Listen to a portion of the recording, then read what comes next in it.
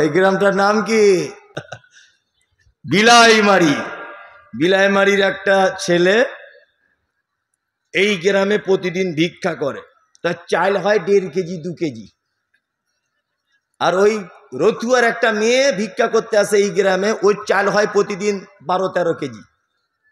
বিলাইমারির ছেলেটা ভাবছে আমি শালা গ্রামের ছেলে, আমার 1.5 কেজি, আর ও রতুয়া থেকে আসে ওর হয় 15 কেজি। হয় কি করে? নিশ্চয় ভিক্ষা করার কোনো ক্যাপাসিটি আছে, তাছাড়া এত টাকা হচ্ছে কি করে ওর? তা ও কি করে ভিক্ষা করে এটা আমি একবার দেখব। ছেলেটা রাস্তার ধারে বসে আছে, আর মেয়েটা টোটো গাড়ি করে বিলাইমারি মাস্টার আব্দুর রহমানের বাড়ির সামনে নেমেছে। সুর দিয়ে দিয়ে বলছে, আমি নবীর বেটি ফতেমা, বাড়ি আমার মদিনা, দিকে না ঘি দিলে তোরা জান্নাত পাবি না। আমি নবীর বেটি ফতেমা, বাড়ি আমার মদিনা, দিকে না ঘি দুলে তোরা জান্নাত পাবি না। আব্দুর রহমানের বউ দেখছে হলে হতেও পারে, নবীর বেটি হয়তো রূপ সেজে এসেছে। মেয়েদের মন তো খুব নরম। ওরা দেখবেন যে মুরগি ডিম দিতে দিতে মরে যায়, ওই মুরগি মরে গেলে যে যেমন কাঁদে, ওর বাপ মরে গেলেও তেমন কাঁদে। এত মন ওদের নরম। ও ভেবেছে হয়তো অরিজিনালি নবীর বেটি ফতেমা রূপ ধরে এসেছে, যে 2 কেজি চাল দিয়ে দেয়। এখন এই গ্রামের ছেলেটা পাশে সাইডে সব শুনছে যে শালা ভিক্ষা করে কেমন করে, চালাকিটা আমায় ধরতে হবে। এ তখন ছেলেটা বলছে, ওরে বাবা, আমি এতদিন শুনেছি ছেলেরা চিটার হয়, তো মেয়েরাও চিটার, নবীর বেটির নামে চাল তুলছে। ফতেমার স্বামীর নাম কি ছিল? হযরত আলী। মেয়েটা আর একটা বাড়ি গেল, গিয়ে বলছে আবার সুর করে করে, আমি নবীর বেটি ফতেমা, বাড়ি আমার মদিনা, দিকে না ঘি দিলে তোরা জান্নাত পাবি না। ছেলেটারা সহ্য হলো না, আস্তে আস্তে করে মেয়েটার পিছনে দাঁড়িয়ে সুর করে করে বলছে, আমি হলাম হযরত আলী, এতদিন তুই কোথায় ছিলি, তোর প্রেমেতে পাগল আমি, আজকে তোকে ছাড়ব না। তুই যদি ফতেমা হবি, আমি হযরত আলী। স্বামী স্ত্রী ব্যাপার, চাল যা হবে দুজন হাফ হাফ করে মারামারি লেগে গেছে, কঠিন বুঝলেন। তার মানে বোঝা যাচ্ছে ভ্যাক না করলে কিছু ভিক মেলে না। চলুন বুখারীর একটা হাদিস আপনাকে বলি। যারা এখানে বসে আছেন নবীকে ভালোবাসেন এরকম লোক হাত তুলুন তো। কারা কারা? কেউ বাকি থাকবেন না, তুলুন। মাশাআল্লাহ। হাদিস বর্ণনা হয়েছে সহিহ বুখারীতে, বর্ণনা করেছেন, নাম হলো তার আম্মা জান আয়েশা। শুধু আয়েশা তার নাম নয়, আল্লাহর নবী আদর করে ডাকতেন তার নাম হুমাইরা। হুমাইরা মানে হলো লাল বর্ণের দেখতে ছিল হযরতে আয়েশা, এই জন্য আল্লাহর নবী আদর করে বলতেন হুমাইরা রে, এটা হচ্ছে আবু বক্কারের বেটি। শুধু এই নয়, হাদিসের পরিভাষাতে আয়েশাকে বলা হয় মুহাদ্দিসা। শুধু এখানেই ক্ষান্ত নয়, যত মহিলা সাহাবিয়াত হাদিস বর্ণনা করেছেন আয়েশার থেকে বেশি কেউ করতে পারেনি। আপনি যদি আয়েশার জীবনী পড়েন তাহলে দেখতে পাবেন আয়েশা জীবনে 11,000 মহিলাকে কোরআনে শিক্ষা দিয়েছেন। শুধু এখানেই ক্ষান্ত নয়, বিশ্ব নবী যত মেয়েকে বিবাহ করেছেন সব বিধবাদের বিবাহ করেছেন। একজন কুমারীকে বিবাহ করেছিলেন, তার নাম হচ্ছে আম্মা জান আয়েশা।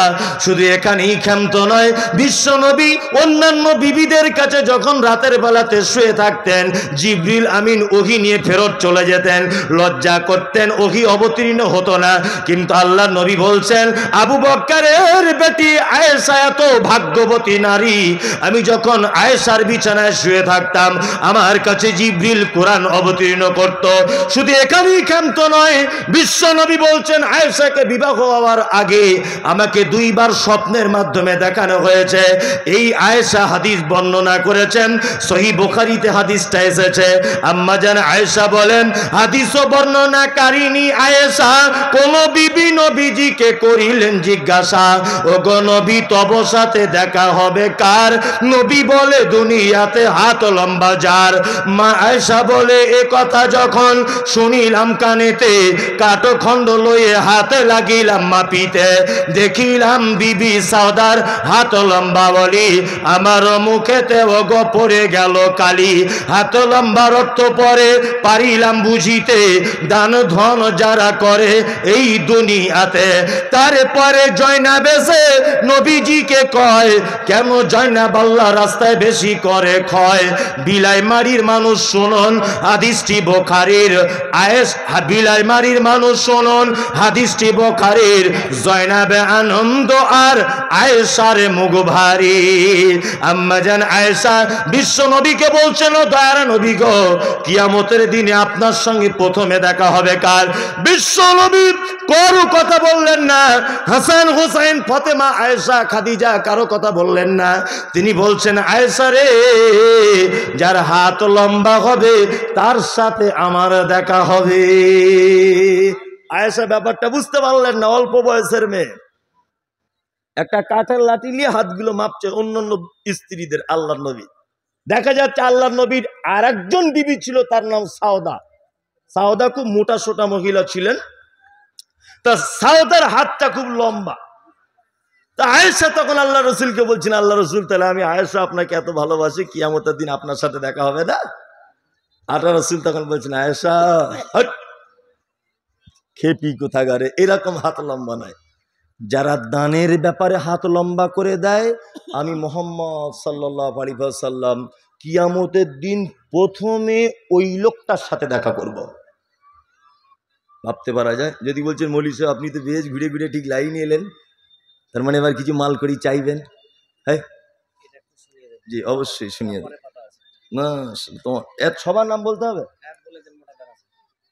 মোটা দান ওমর ফারুক, পিতা জালালউদ্দিন, টিকলি দর নাকি টিকলি চর 15,000। সাদিক পিতা নুরশেদ আলী 10,000। রহমত আলী শাহজাহান 10,000। আইনুল হক 10,000। ফজল মৌলানা মোবারক বাবলাবুনা 6,000। মিঠু জয়নাল, হ্যাঁ ঠিক, আমি ওটাই চাইছি। এই ভাই আপনারা চলে যাচ্ছেন কেন? দুটো লোক উঠবেন, পেচ্ছাপ যাদের খুব চাপ লেগেছে উঠবেন, আর যাদের বিড়ি টিড়ি নেশা টেশা আছে, যদি মনে করেন যে একেবারে আর থাকা যাচ্ছে না, তাহলে হয়তো যেতে পারেন। তবে ওটা যে হালাল এটা বলবো না, ওটা হারাম। কিছু মানুষ তো আছে আবার ওই হারাম না খেলে হজম হয় না, তাই না? আপনারা উঠলে চলে আসুন। আবার বক্তা রয়েছে আর একজন। বিনীত অনুরোধ আপনাদের কাছে যে আপনারা আমার হাতে 2-5 হাজার 10,000 বলবো না, 1-2 হাজারও যদি পারেন তাহলে আমার হাতে দেন। আমি মুসাফির মানুষ, আপনার জন্য দোয়া করব। দেন, মাদ্রাসা দিনের কাজ হবে, দেন।